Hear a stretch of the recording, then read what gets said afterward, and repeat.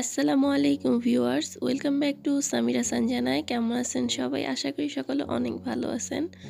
আবারও নতুন একটা রেসিপি নিয়ে আপনাদের মাঝে চলে আসলাম। আজ আমি আপনাদেরকে তৈরি করে দেখাবো কোরিয়ান স্টাইলে স্পাইসি চিকেন রেসিপি। আশা করি আপনাদের কাছে এই রেসিপিটা ভালো লাগবে, তাই আপনাদের মাঝে তুলে ধরা।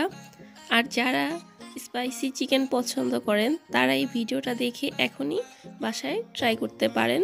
খুবই অল্প সময়ে খুবই মজাদার একটা রেসিপি। আর এই রেসিপিটা চাইলে আপনারা বিকেলের নাস্তায় কিংবা বাসায় গেস্ট আসলেও এখানে রাখতে পারেন। তো চলুন কথা না বাড়িয়ে রেসিপিটা শুরু করা যাক। এখানে আমি ব্রয়লার মুরগি নিয়েছি হাফ কেজি। এখানে আমি ব্রেস্টের চিকেনগুলো নিয়েছি, আর এগুলোকে আমি টিউব করে কেটে ভালো করে ধুয়ে পানি ঝরিয়ে রেখেছিলাম। আর এখানে আমার যে যে উপকরণগুলো লাগছে আমি ওগুলো একটু আপনাদেরকে দেখিয়ে দিচ্ছি। মশলাগুলো আমি যখন চিকেনের সাথে অ্যাড করব তখন আমি সবগুলো বলে দিব কতটুকু করে নিয়েছি। তো এখানে আমি সব উপকরণগুলো এক এক করে দিয়ে দিব। এখানে আমি শুকনা মরিচ 2-3টা শুকনা মরিচ হাতে ভেঙে নিয়েছি। এখন দিয়ে দিচ্ছি 1 চা চামচ ধনে ফাঁকি আর হাফ চা চামচ গরম মশলার ফাঁকি, আর দিয়ে দিচ্ছি 1 চা চামচ লাল মরিচের ফাঁকি। এখন দিয়ে দিচ্ছি কালো গোলমরিচের ফাঁকি হাফ চা চামচ। আপনারা চাইলে এখানে হোয়াইটটাও ব্যবহার করতে পারেন, সাদাটা।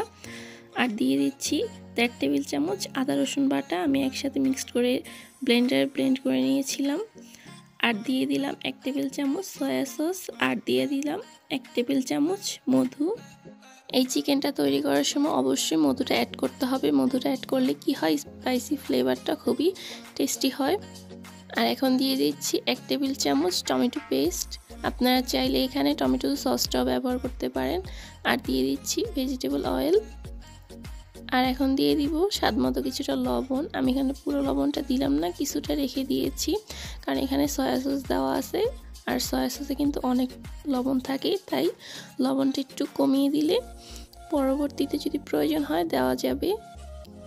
তো এখন আমি এখানে ভালোভাবে এগুলোকে মিক্সড করে নিব।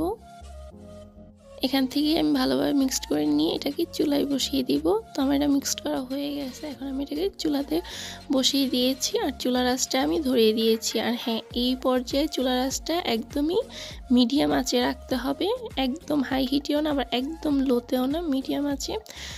আর এটাকে আমি এখন একটু লাড়াচাড়া দিয়ে ঢাকনা দিয়ে 5 মিনিটের জন্য ঢেকে দিব। এখানে আমি কোনো পানি দিব না এক্সট্রা। চিকেন থেকে যে পানিটা আসে ওই পানিটা দিয়ে আমি চিকেনটাকে রান্না করব। তো আমি আবার চলে আসছি 5 মিনিট পর। চলে আসলাম 5 মিনিট পর, দেখুন প্রচণ্ড পানি উঠছে। এখন আমি পানিটা দিয়ে চিকেনটাকে আমি রান্না করে নিব। এখানে আমি আর কোনো পানি দিব না। এই পর্যায়ে চুলার আঁচটাকে আমি আরেকটু কমিয়ে দিব, যাতে চিকেনটা সিদ্ধ হতে ভালোভাবে সিদ্ধ হয়ে যায়।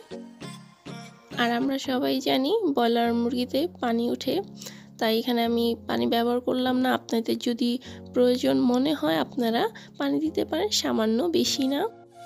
তো এটাকে আমি আবার রেখে দিয়েছিলাম 7-8 মিনিটের জন্য। 7-8 মিনিট পর আমি আবার চলে আসলাম।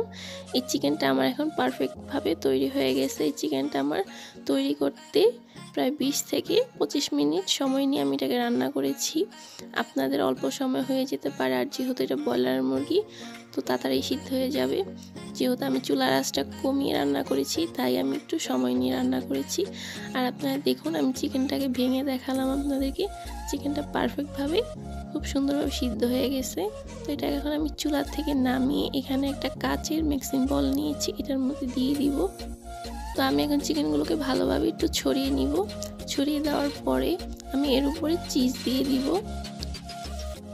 তো এগুলোকে আমার সমানভাবে বসানো হয়ে গেছে। এখন এর উপরে আমি চিজ দিয়ে দিচ্ছি। আমি এখানে চিজ আমার পছন্দ মতো দিচ্ছি। আপনারা চাইলে আপনাদের পছন্দ অনুযায়ী দিতে পারেন, কমিয়ে বাড়িয়ে, কোনো সমস্যা নেই, যে যতটুকু খেতে ভালোবাসেন। তো এটাকে এখন আমি 3 থেকে 4 মিনিটের জন্য ওভেনে দিয়ে দিচ্ছি। বা আপনারা চাইলে চুলাতে একটা প্যান বসিয়ে প্যানের উপরে রেখে 3-4 মিনিট ঢাকনা দিয়ে রাখলে চিজটা অটোমেটিক গলে যাবে। তো দেখুন, আমি 4 মিনিট পর এটাকে নিয়ে আসলাম।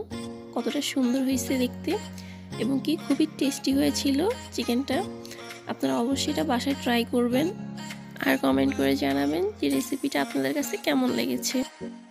তো আমার তৈরি হয়ে গেল কোরিয়ান স্টাইলে স্পাইসি চিকেন রেসিপি।